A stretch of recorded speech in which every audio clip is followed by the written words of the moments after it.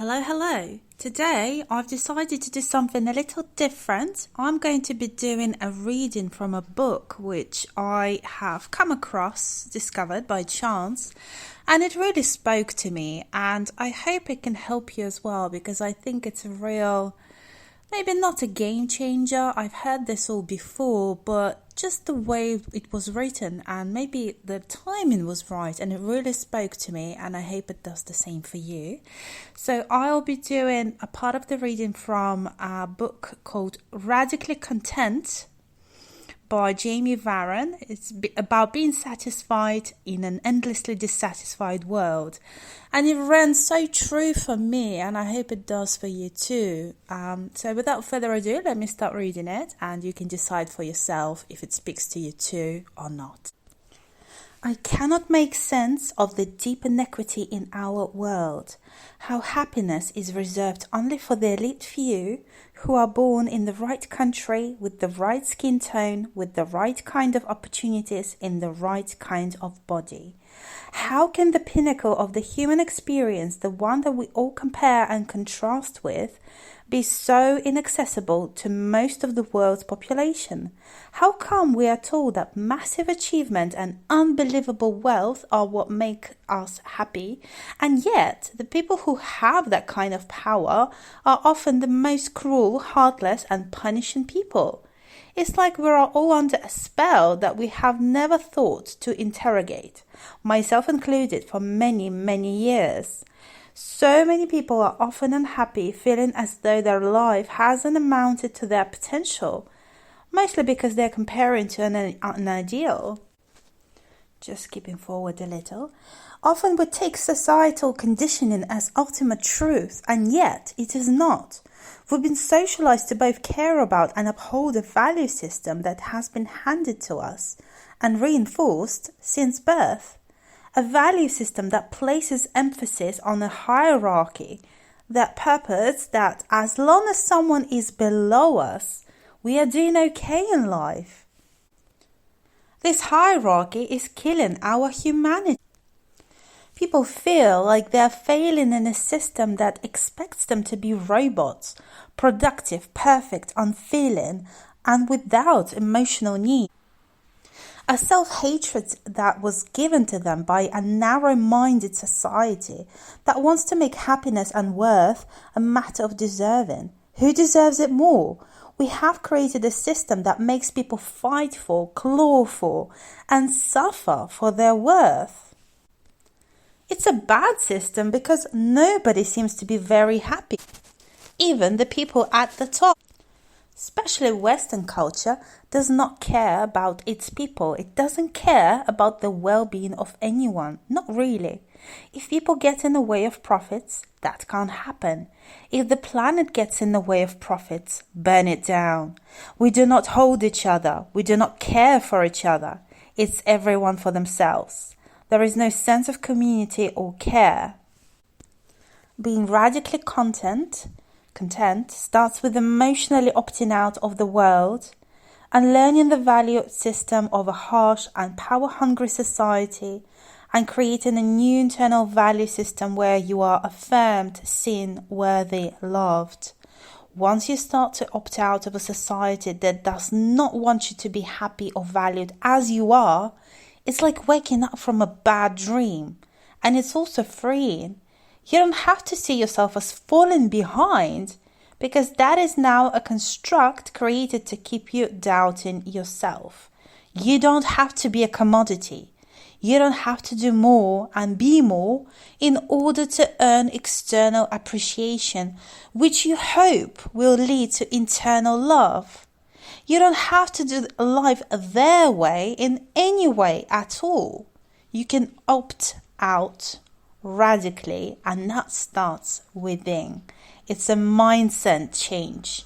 Then it becomes behavioral change.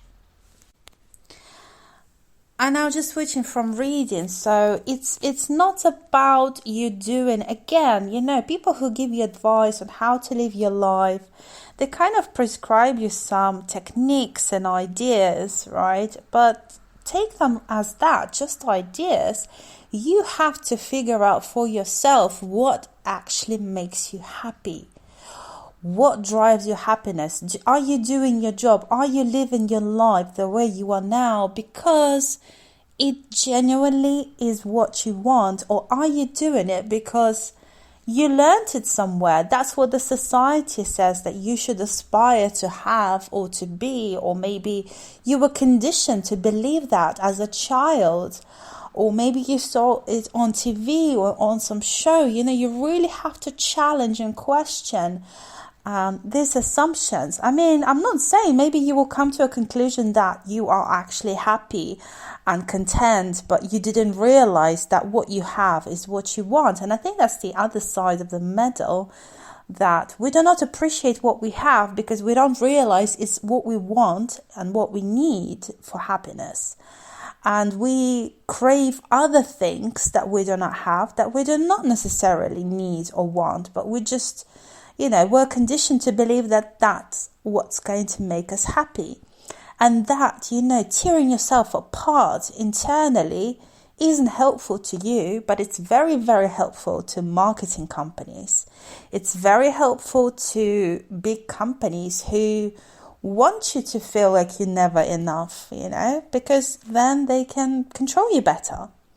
Societies can control better people who are unhappy, discontent with themselves. Okay, and you might be saying, so what does that mean, that I just have to sit back and do nothing? No, that's not the concept here at all. It's not about sitting back and doing nothing. It's about really loving yourself and accepting yourself for who you are, deciding what it is that will make you happy. That mindset change, right? It is a mindset change to start with before it becomes a behavior and life change. In that sort of level, at that level, it has to be in your head first and foremost. And that's difficult. I tell you, the amount of self-help books I've read in the past, they spoke to me, but they didn't really change me. And maybe it's about getting older and learning and accepting things and learning to listen to yourself. But I think it's also a matter of conscious choice, right? Maybe some external event that triggers that. But I just realized, the amount of chasing that we do for happiness, for approval from other people, and yet we are left feeling empty inside, especially now in the age of Instagram. I don't mean just Instagram, but I mean the point is we post things, we write things in the hopes of being receiving approval from other people, being liked, maybe even being loved. What we don't realize is we shouldn't put out content for love. We should love ourselves, right? And we should put out content based on that self-love. And, I'm hoping I'm coming from a place today that I discovered something and I felt something strong this time, powerful, and I wanted to share it and maybe help other people to feel the same. So I'm coming from a place of self-love, self-acceptance, and I hope you can find that too. And again, it's about what works for you. If having a job in a big company, being successful is really what you need, that's fine. But just make sure that it's really what you want and need, not because society tells you need it. Listen to your inner voice, your intuition. And it takes time to get attuned with yourself and start listening to yourself, your intuition, your inner voice. It's not as easy as it sounds.